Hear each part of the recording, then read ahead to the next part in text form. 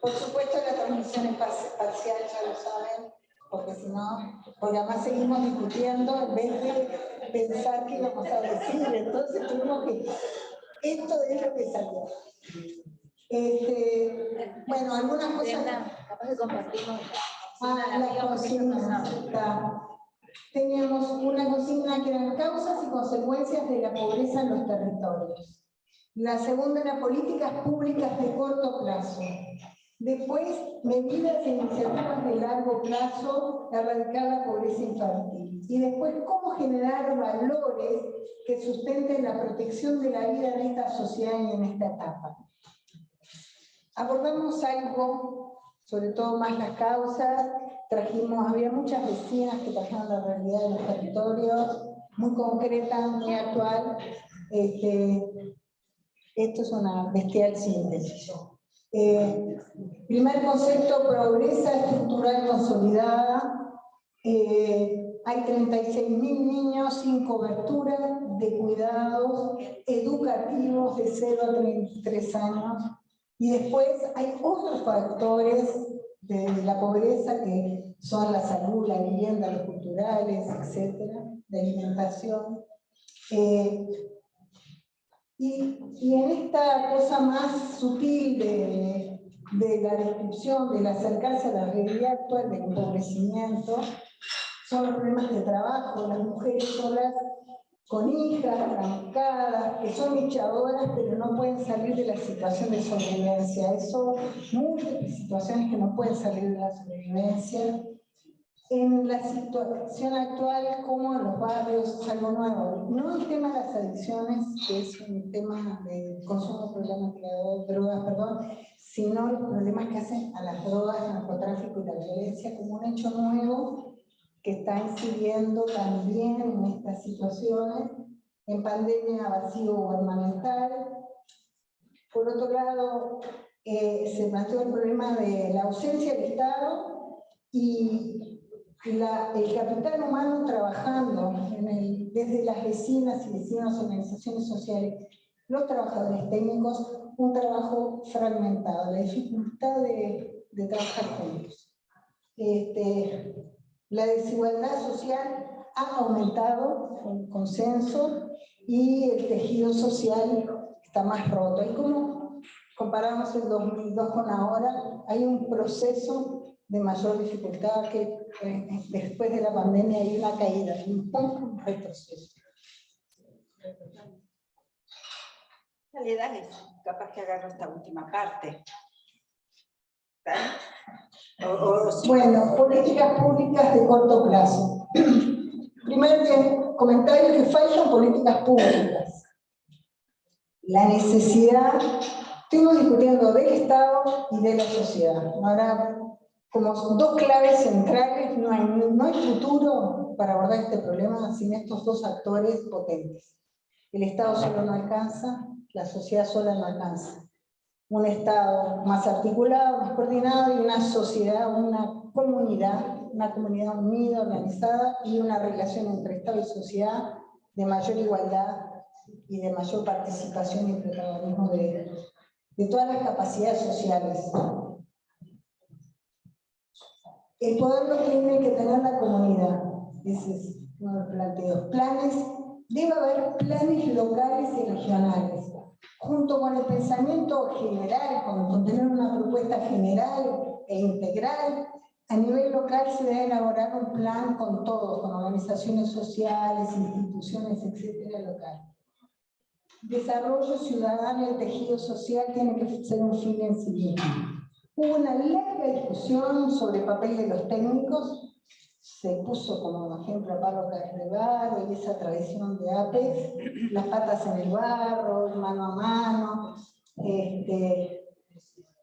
Se trajo también la necesidad, a partir del problema alimentario y de hambre que se dio visibilidad, tener una política que tome en cuenta las capacidades sociales y comunitarias desarrolladas en todo este periodo.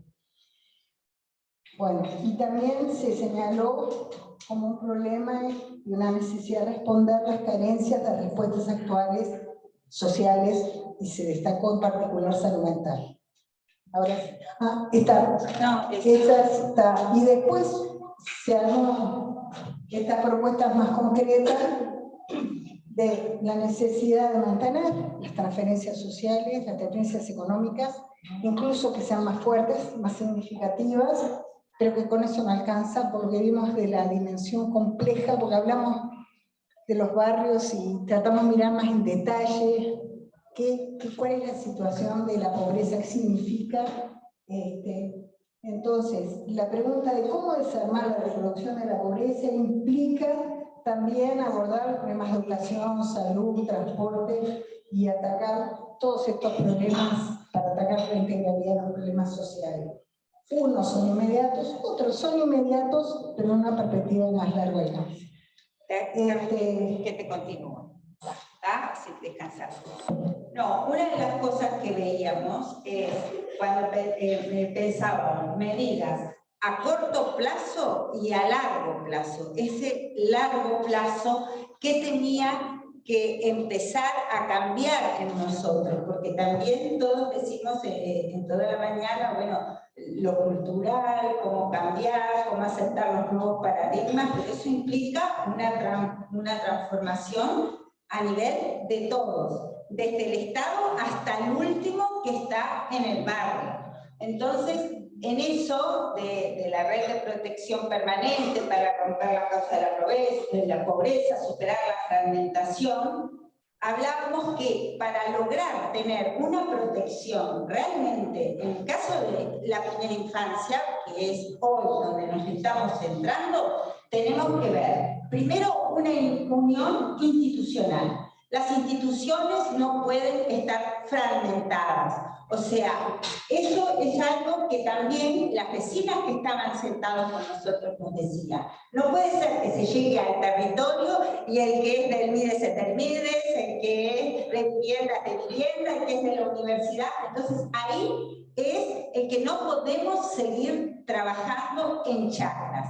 La fragmentación y la división nos hace fracasar, porque en el territorio están los actores. Pero evidentemente tenemos una fragmentación. Entonces acá poníamos la unión institucional, que tiene que ser una política de todo para resolver el problema. Y después hablábamos de superar la división comunitaria y de los barrios, porque también en los barrios había divisiones como en la propia sociedad, los de arriba, los de abajo, los que tienen un escaloncito más y entonces te trata al que está en situación, el que viene a ocupar. Y sumado a esto, algo que Brenda estaba diciendo, algo que nos es sumamente complejo a nivel vecino, que lo vive en lo cotidiano, los técnicos y la universidad, es lo que nos está pasando con el narcotráfico. O sea, eso es lo que ha roto un tejido. Una cosa era en el 2002 y otra cosa hoy, en el 2023, después de la crisis y de una pandemia con la gente encerrada. Entonces, esas cosas, para en un largo plazo, cómo poder arropar, superar la división entre trabajar mismo, todos, pero no es trabajar que el técnico vaya a enseñar, sino es algo que tiene que empezar a salir de cada uno. Una compañera decía, vivimos apagando incendios, fueguitos. Si cada uno de nosotros hace lo que le corresponde en el momento que le corresponde, es más grande. El apagar incendios y estar como en un bucle, decía, hace 40 años, bueno, pero ¿cuál es a largo plazo si no cambiamos esto? Es que cada uno haga lo que le corresponde y que cada uno sea flexible. Cuando ponemos ahí, dice, ser flexibles y abiertos, y las dificultades también que se arman dentro de los barrios a nivel partidario, político, de la religión. Todas esas cosas están en la sociedad, están en los barrios y están cuando se plantea el problema.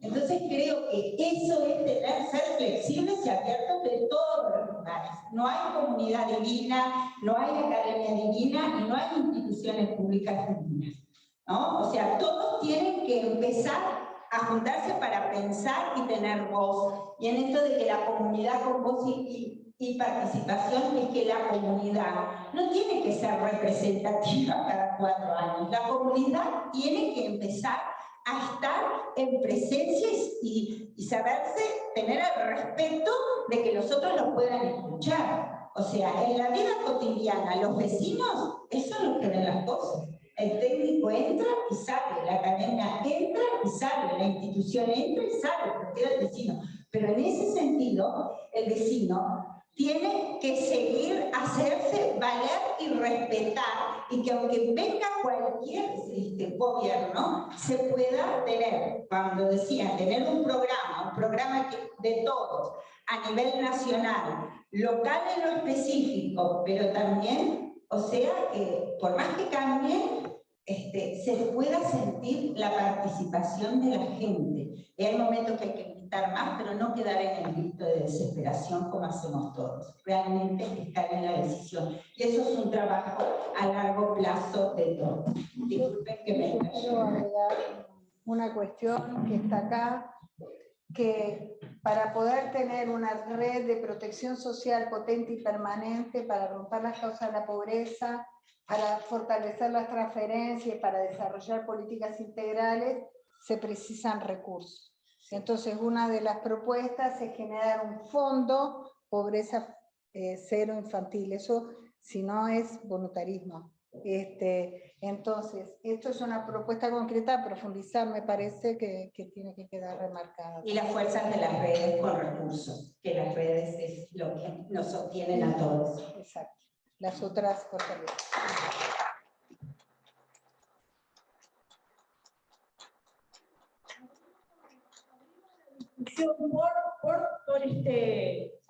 Por síntesis de taller por taller o al final, ¿qué les parece?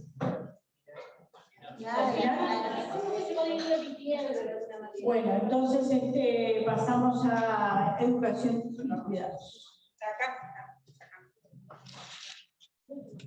Mientras que se preparan las compañeras, les queremos comentar que como hemos visto reducida la participación.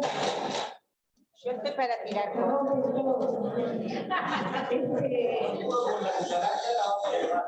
Vamos a abrir la declaración final de la jornada. Vemos que quedaría muy magra si la hacemos hoy. Entonces convocamos el martes a las 4 de la tarde, nos reunimos habitualmente, las jornadas de primera infancia, para abrir para poder implementar, poner más materiales y que todos opinemos en la declaración final de la jornada. ¿Ah? En la consideración por la positiva, bueno, aprobado.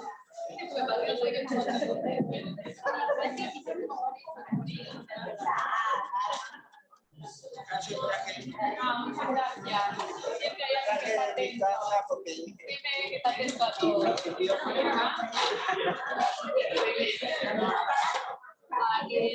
Yo la encontré ahí.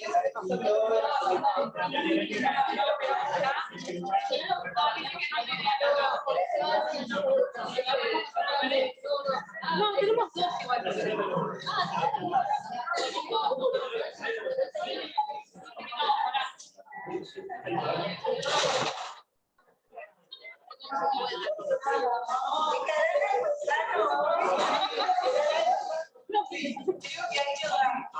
Perdón.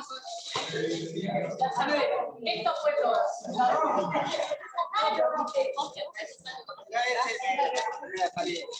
Ahí va.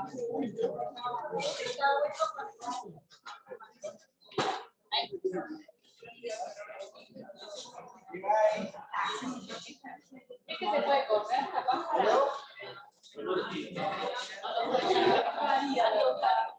¿Y dónde pegamos ahí en el? No lo toques, ¿no? Ahí va. Gracias. No, igual ya con dos, pero ya lo dejamos bárbaro. Gracias. No sé qué más vamos a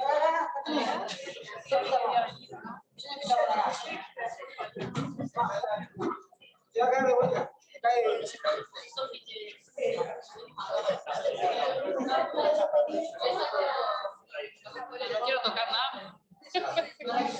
No sé si se ve capaz que correrlo. ¿Cuál?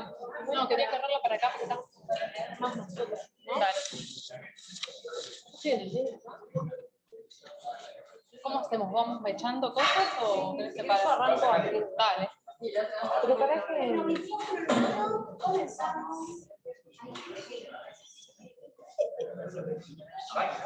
¿Sí? Pienso que sí, ¿estamos? ¿Sí? Ah, y vos, Romy, tomá, por si querés aprovechar. Ay, Mira, me lo dije sola. Bueno, nosotros Ahora trabajamos, si quiero decir ¿Y qué, cómo te parece? sí, hola. Hola. Hola. Hola, hola. No. Hola, hola. Hola.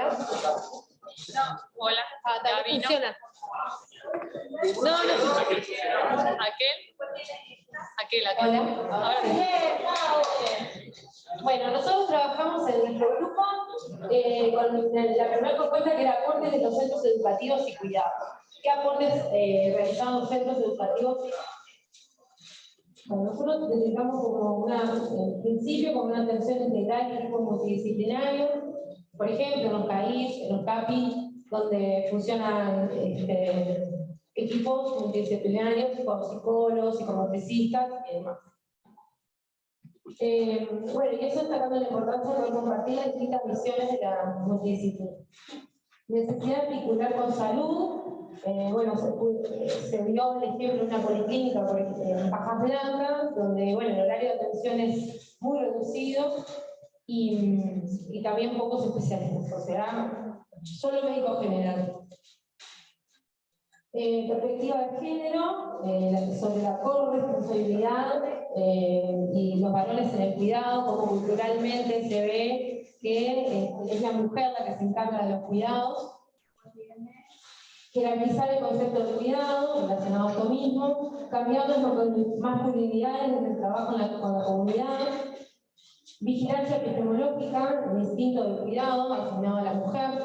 En este punto se dio como en diferentes momentos del cambio, salía el tema de la perspectiva de género y la corresponsabilidad de los cuidados, y se daban debates en relación a esto que planteaban varias compañeras en la mesa anterior, del cambio cultural, ¿no? De cómo cuesta el cambio cultural y que a veces en esto de cómo naturalizamos algunas cuestiones, en el debate de repente sale el instinto, cosas que nos salen instintivamente, y cómo estas cuestiones está detrás la idea como de género y de la maternidad, y como un montón de cuestiones que se le asignan a la mujer a la hora de tener un hijo. Entonces, bueno, si bien hay que ir trabajando y los centros de primera infancia trabajan para ir acercando a los varones también a la responsabilidad en los cuidados, como a veces con nuestras prácticas, con nuestros diálogos cotidianos, tenemos que hacer este ejercicio de estar atentos en lo que estamos como planteando y cómo lo planteamos.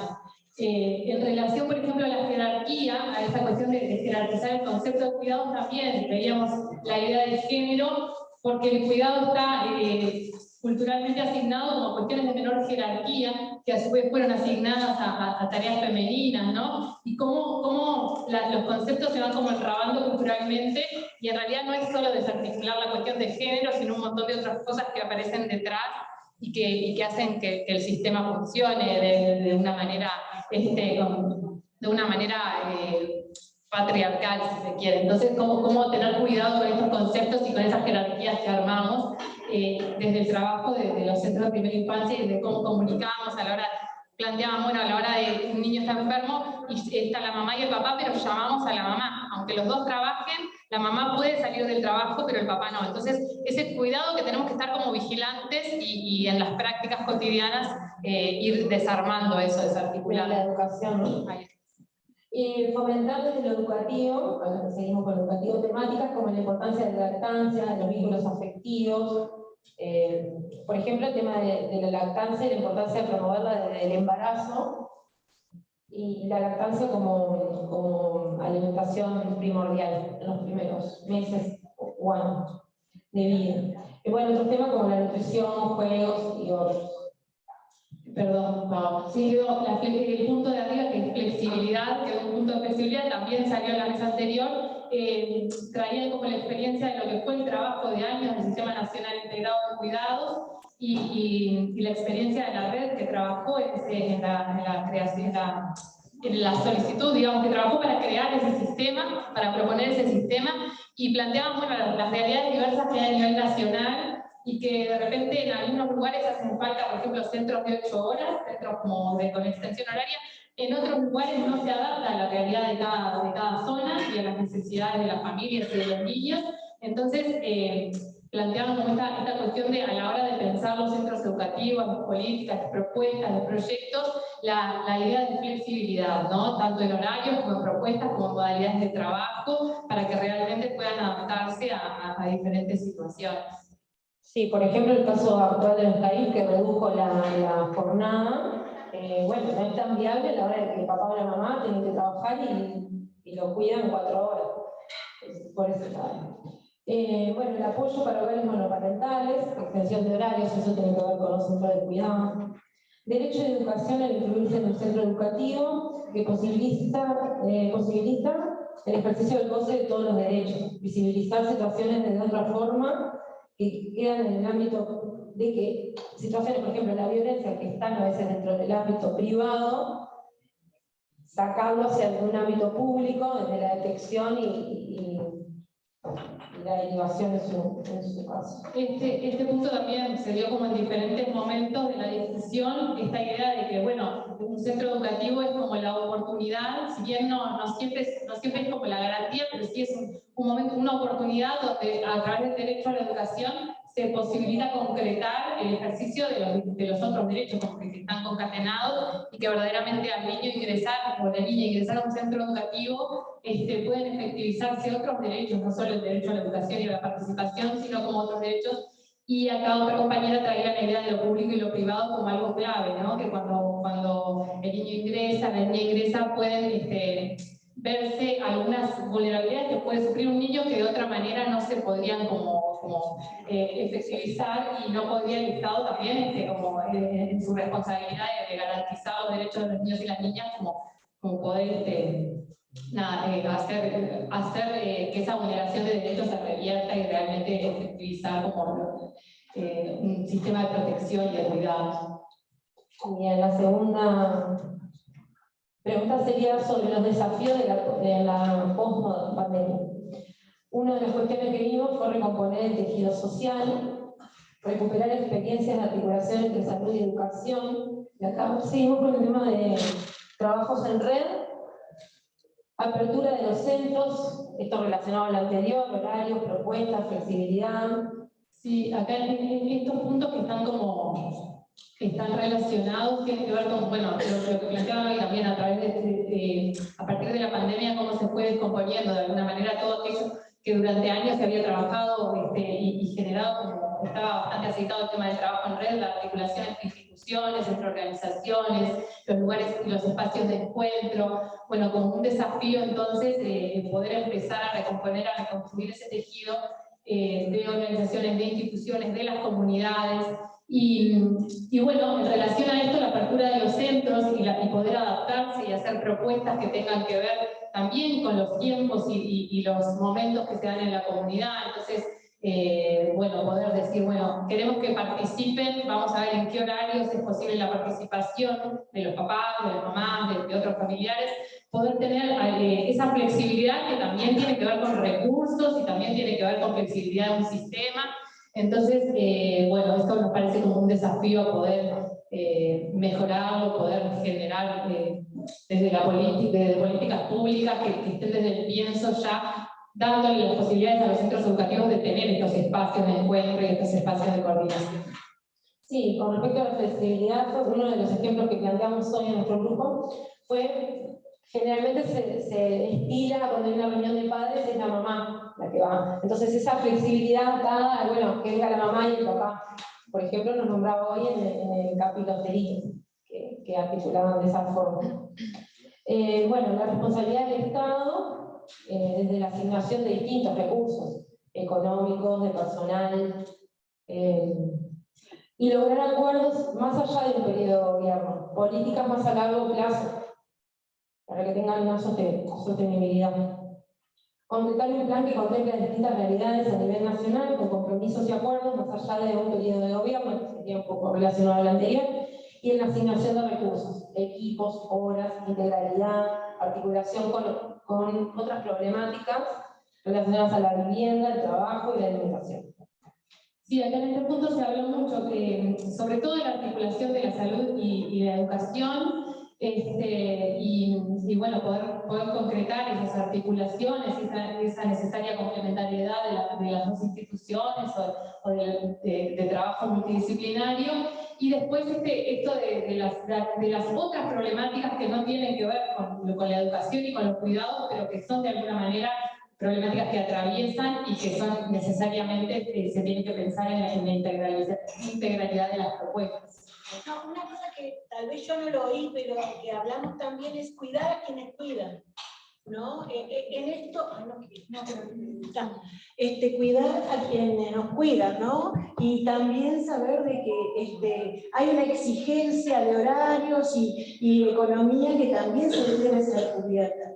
También, ¿no? Porque esta gente trabaja mucho, son muchas personas, pero con muy poco horario real, donde hay que poner mucho en juego. Y en redes, como habían dicho las compañeras. Sí, creo que cuidar a los que cuidan, que había salido el tema, y tiene que ver con esta cuestión de otros recursos también, que a veces las problemáticas que llegan a los centros educativos tienen que ver con cuestiones que no se pueden resolver en el centro educativo, que sí se puede articular y sí se puede como buscar de qué manera orientar, pero en realidad a veces faltan como las cuestiones concretas, materiales de soluciones, que son las que están de base, y que muchas veces hacen que los equipos se desgasten, se genera como mucha ansiedad, mucha frustración y demás, y que eso sería como clave, no solo por una cuestión de derechos, por una cuestión de trabajo de familia, también una cuestión del tema de cómo están funcionando los equipos en estos contextos donde las problemáticas son multidimensionales. No sé si acá los compañeros se me estoy olvidando, si estamos olvidando alguna cosa, algún punto. Bueno, muchas gracias.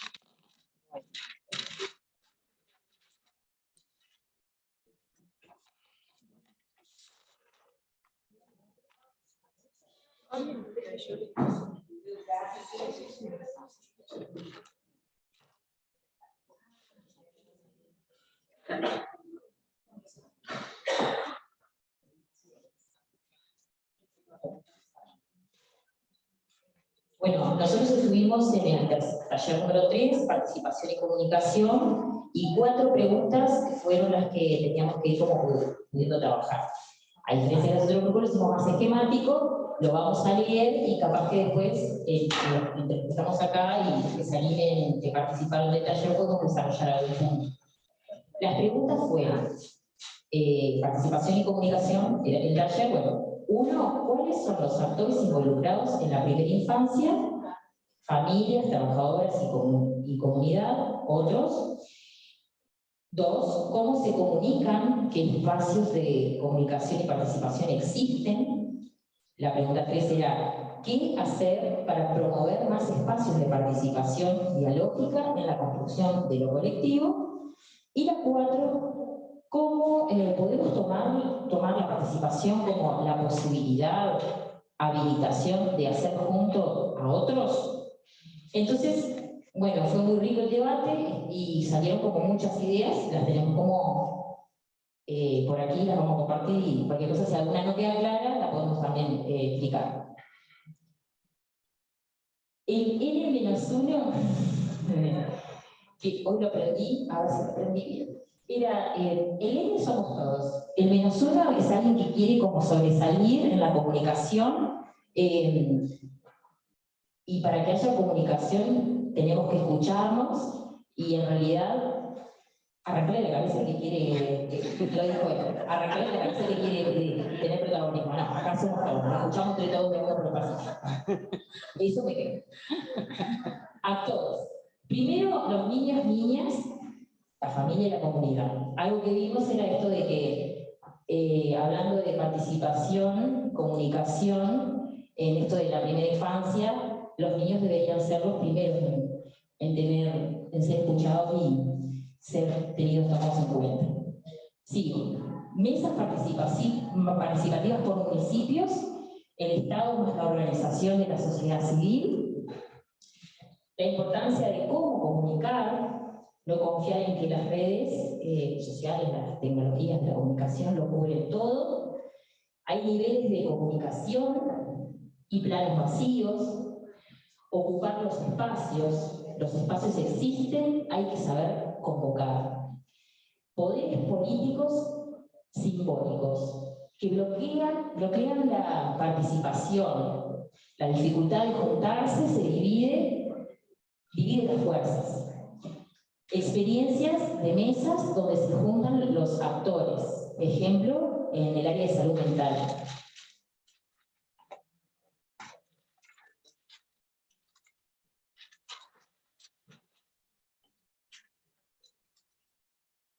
Conocimos lo que es plataforma infancia, dejamos abierto el foro de infancia, sabemos que hay espacios de participación y se nos invitó a formar parte de ellos y a futuras actividades de acá a fin de año que nos van a estar dando para también sumarnos.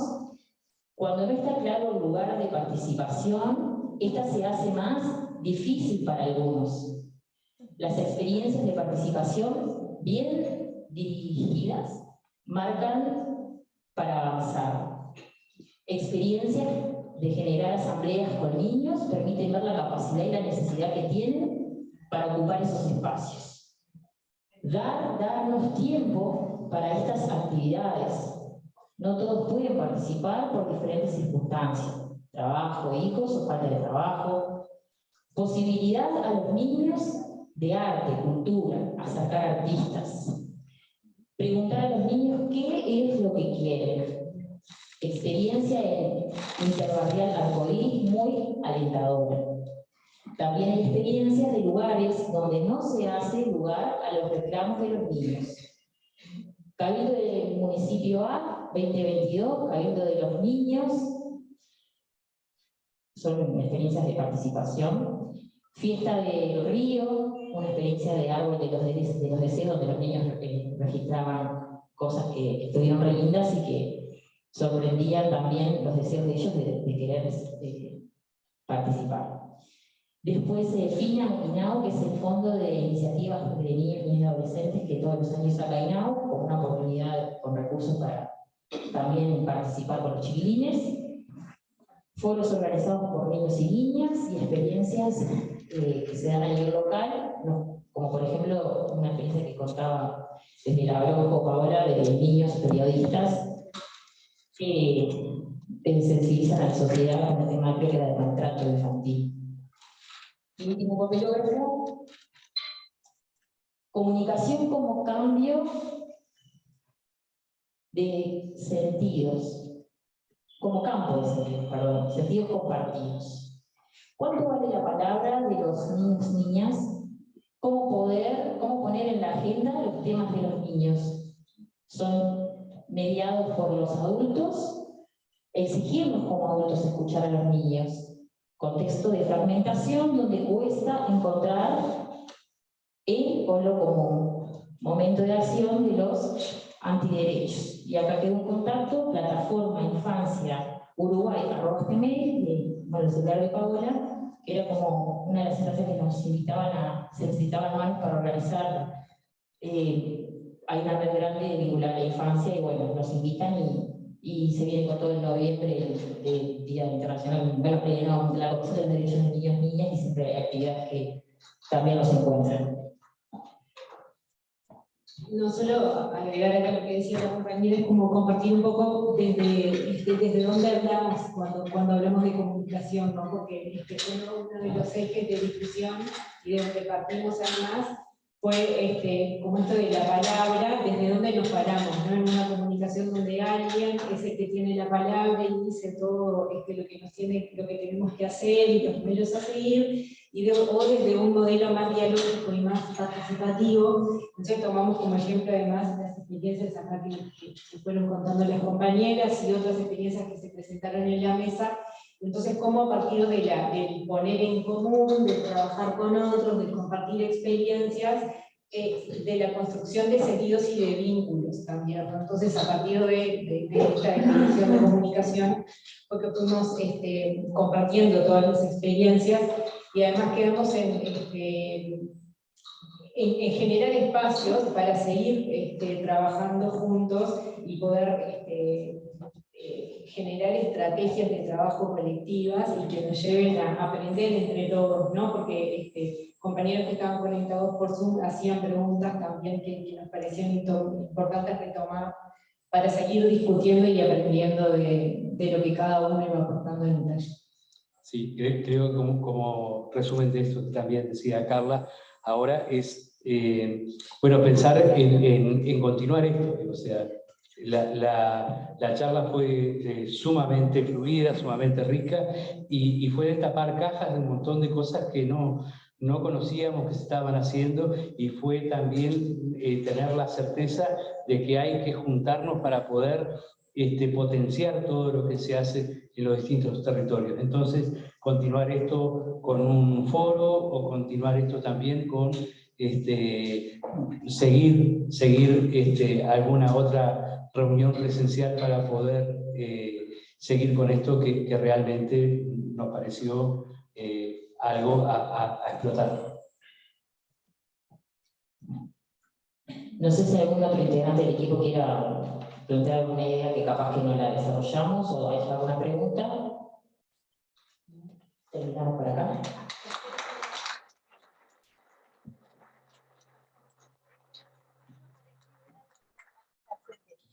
Que no se hagan emisiones, que los tres grupos tenemos trabajo. Realmente cada grupo que tiene la relatoría, que lo pueda transcribir, que tenga otra instancia o por Zoom, cada uno nos vamos a acomodar y después se pasa, todo eso se lo pasan vía mail a Paula Salones, porque no era como pensar escuchar todas las grabaciones y todo. Entonces, que cada compañero que estuvo en el grupo, lo que elijan ustedes, pueda tener, porque hay cosas mucho más ricas que salieron y se les pueda transcribir y lo tienen Paula. ¿Ah? Perdonen que tenemos todos un poquito más de trabajo. Bueno, nos queda un ratito más antes de la presentación de los libros. Vamos a abrir el micrófono, 2 minutos con opción a 3, para las personas que tengan preguntas o aportes de lo trabajado, o que no hayan podido participar en los talleres y quiera hacer algún aporte a estos temas. A infancia, con múltiples visiones y voces, miradas y voces. No sean tímidos, hablen. Ya hablaron mucho, ¿no?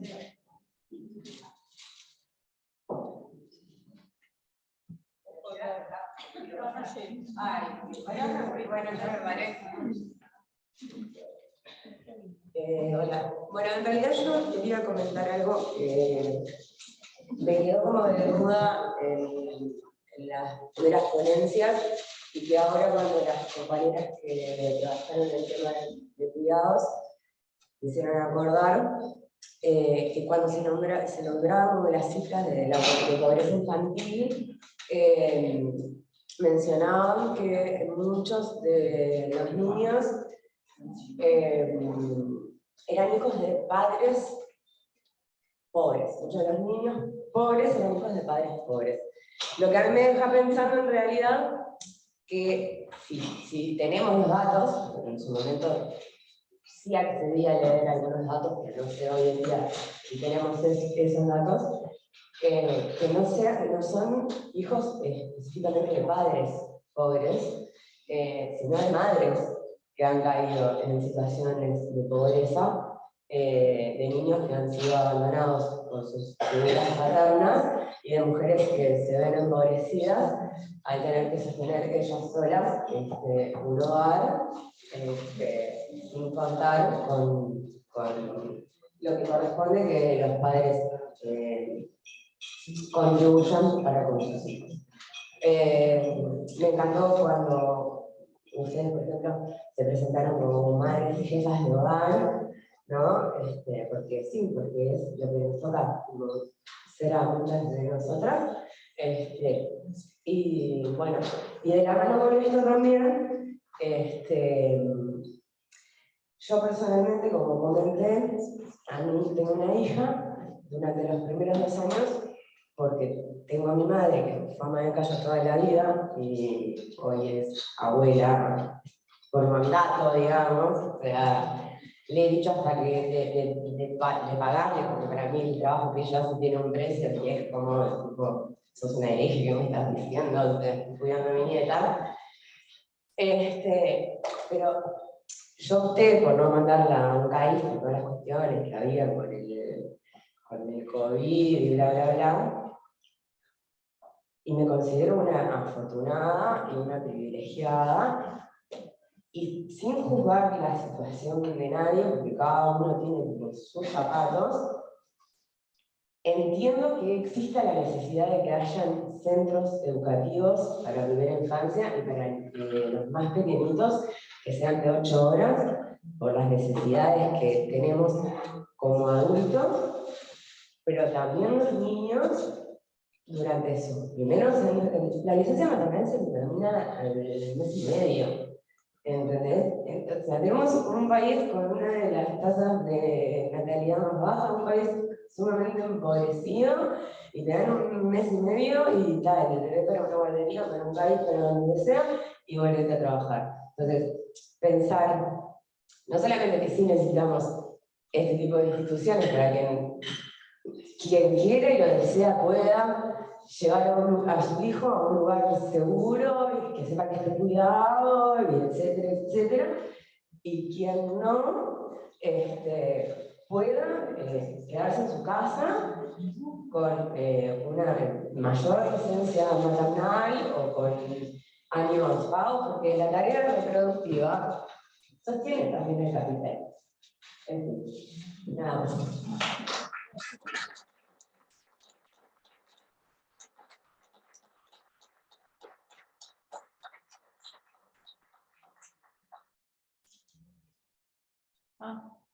Perdón.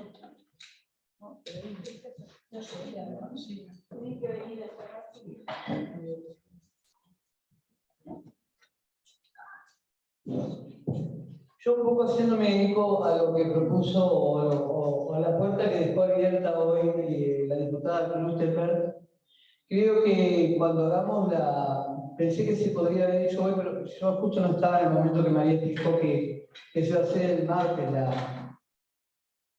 la proclama, ¿verdad?, de toda la jornada, ¿verdad?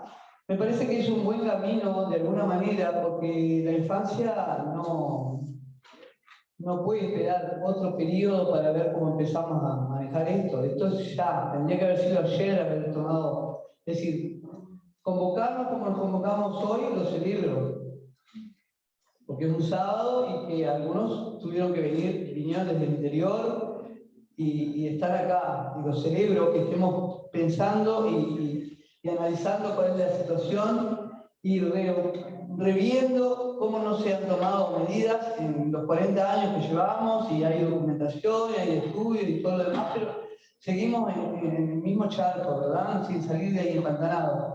Me parece que sería bueno eso que nosotros lleguemos el martes, elevarlo al Parlamento, elevarlo a la Comisión de Salud, como un, no sé, un documento que salió de acá, que ganó a nosotros, eso lo pongo a consideración de la Asamblea, que están de acuerdo. Decir que, bueno, nosotros hoy vemos que eso tendría que tener para que vea que la sociedad civil de alguna manera está reclamando cosas y que estamos pidiendo políticas públicas, no estamos pidiendo políticas partidarias, estamos pidiendo políticas públicas que no se tienen en cuenta, que lamentablemente están en el papel y está bueno que estén en el papel porque es el respaldo jurídico que tenemos, pero que no se implementan en la realidad. Porque así, digo, yo hoy me entero, porque digo, estoy en otras cosas, que los centros redujeron sus tiempos con asombro. Cuando para mí siempre fue, digo, como, no sé, un respaldo que nos estaba dando.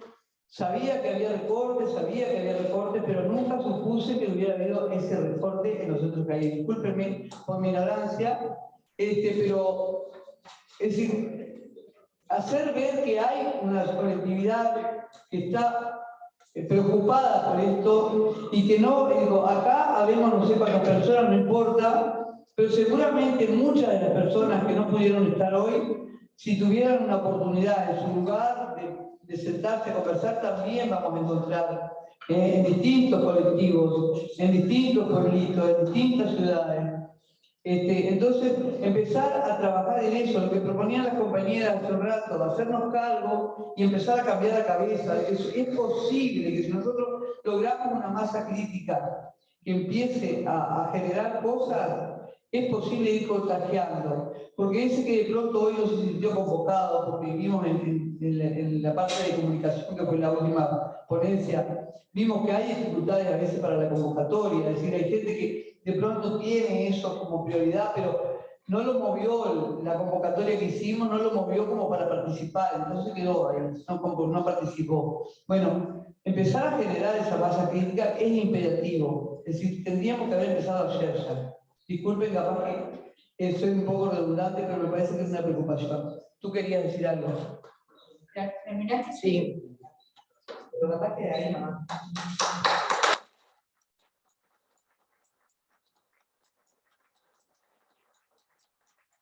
No, yo quería aclarar también que esto que circuló hoy, que los centros CAIE redujeron su horario, no es así, o sea, eso fue algo que sucedió durante la pandemia, capaz que no quedó dicho, aclarado que fue lo que sucedió en la pandemia, que todos los centros tuvimos que reducir el horario. Y después lo otro que surge relacionado con eso es la pregunta, bueno, un horario de 4 horas, ¿es suficiente para la atención de los niños? Sobre todo cuando, por eso se habló de la flexibilidad. Capaz que en algunas zonas sí, esto de la contextualización, la importancia de que los programas o los proyectos estén contextualizados en un territorio determinado. Capaz que para algunas zonas sí, con 4 horas es necesario. Pero en otras zonas, como por ejemplo este territorio, donde salir de acá te lleva 1 hora mínimo, no sirven los centros que tengan mayoritariamente 4 horas de atención. ¿Qué es lo que sucede?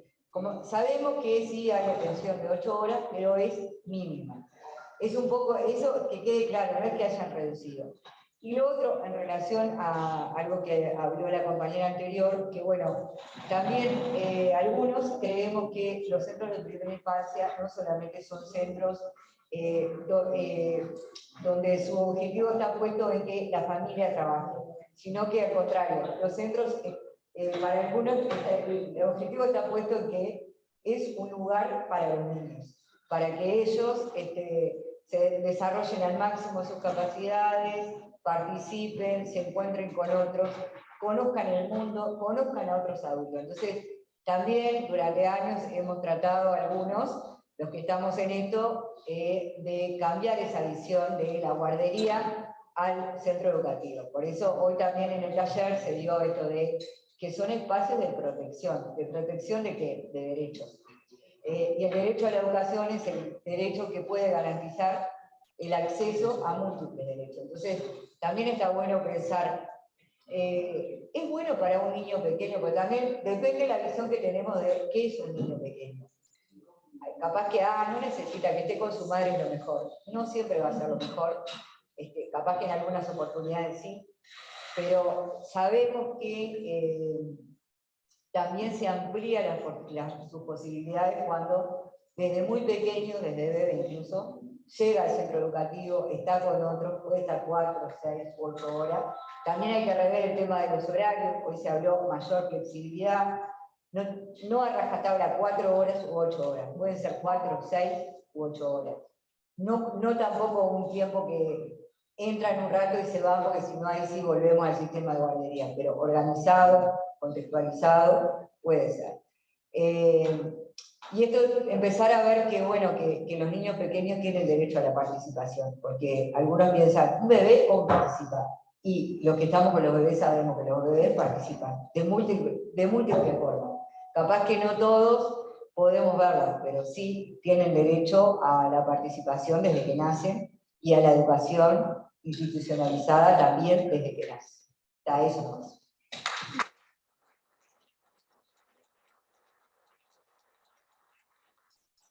Levantó la mano, si no yo quería decir una cosita. Un poco sumando las dos cosas. Comparto lo que planteó Zulis y la preocupación, ahora Gaby lo dejó bien planteado, ¿no? Hay un porcentaje de niños que no accede a la educación de primera infancia, que es un porcentaje, no me acuerdo, yo soy mala para el número, pero 30 y algo, 37% de niños, que es mucha cantidad. Entonces, y tampoco no es que no acceda, como dijo la compañera, se quedó con la abuela, que es lo mejor que le puede pasar a un niño cuando las padres trabajan. Hay otros niños que no tienen referentes familiares, o los familiares con los cuales están no tienen herramientas para brindarlos. Entonces, ahí también precisamos políticas públicas, para generar herramientas en esas familias que no las tienen. Buscar y escarbar, y tratar de consolidar espacios para que esas familias puedan adquirir esas herramientas. Es muy difícil, pero es un requisito imprescindible y es urgente. Por algo estamos acá un sábado, ¿no? Creo que para nosotros es una urgencia el tema de las infancias en general, porque nos va la vida, nos va el futuro, ¿no? Era eso nada más, la preocupación de ese 37.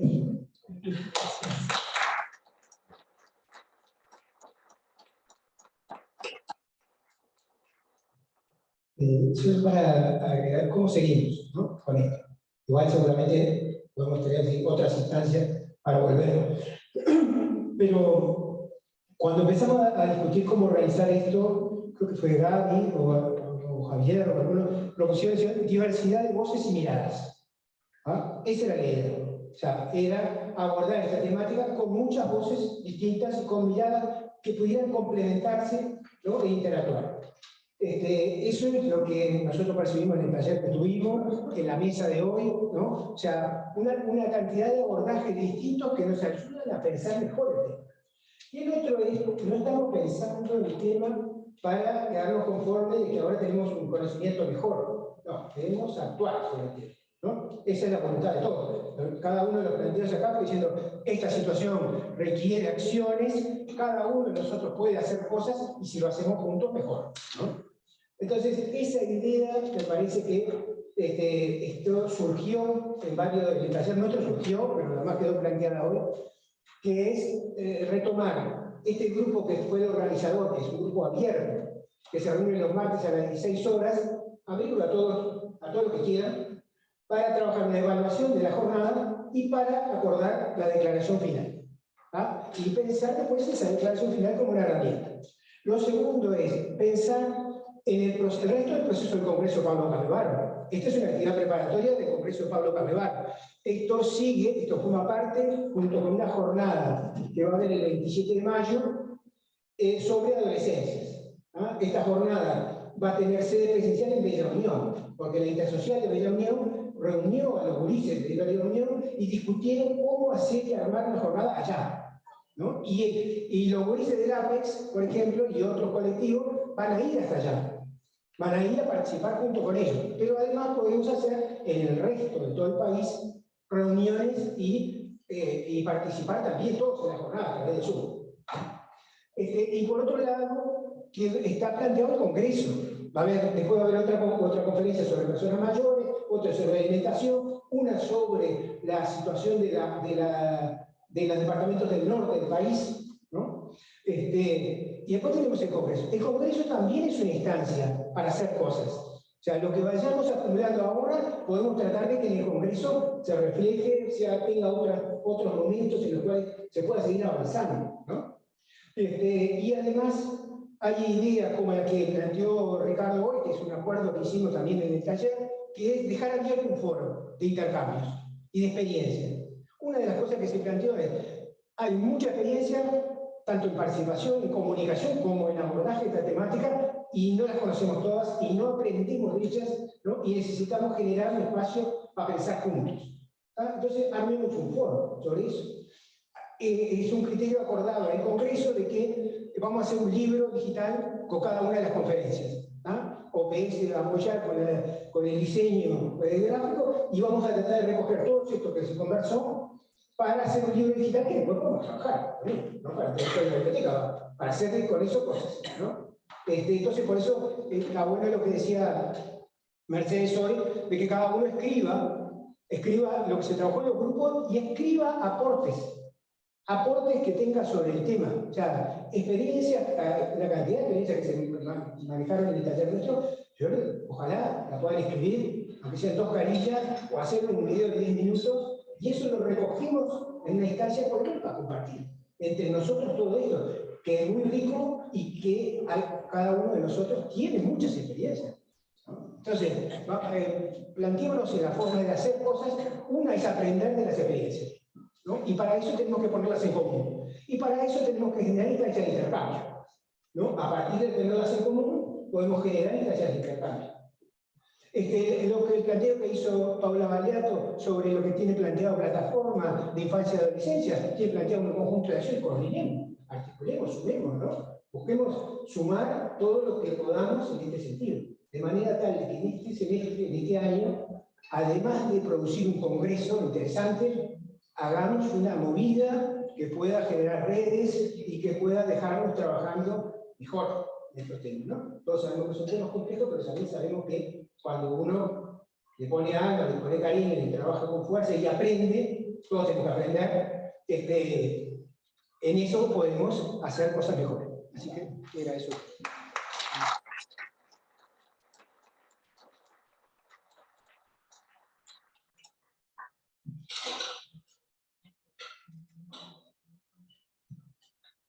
Buenas tardes, mi nombre es Helen Pintos, yo vengo como odontóloga del Policlínico de Los Ángeles, de Gruta de Lourdes, pero además vengo representando a la red de mujeres afro-uruguayas y me encantaría por lo menos plantarles la semillita para noviembre, para la instancia de noviembre, de que analicemos cuáles son esos porcentajes de pobreza que estamos hablando desde muy temprano, qué porcentaje de pobreza afro-uruguaya tenemos y se van a asombrar. Entonces, encararla por ese lado, porque si no la pobreza no la vamos a poder erradicar de ninguna manera.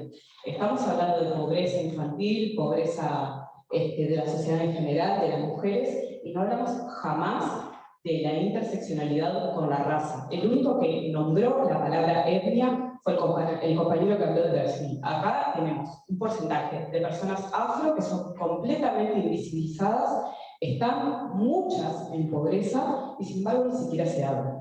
Entonces, si no logramos tener esa visión amplia de esa interseccionalidad, no vamos a poder nunca erradicar la pobreza y menos aún de nuestras infancias. Las infancias en pobreza son la mayoría afro. Venimos de generaciones y generaciones y generaciones de madres empleadas domésticas que no acceden a otra alternativa laboral que no sea ser empleadas domésticas o cuidadoras. Quienes cuidan a los que nos cuidan son ellas, las mujeres afro, no tienen otra alternativa y sus niños siguen en pobreza.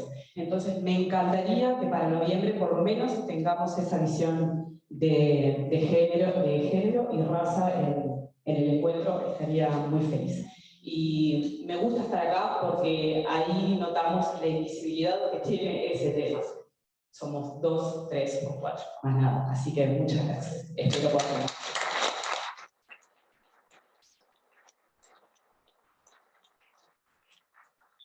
Bueno, no sé si hay alguien más, si lo vamos cerrando para dar paso a la presentación de los libros. ¿Alguien más que quiera participar? Nos quedarán unos minutitos más antes de los libros, pero bueno, podemos ya pasar.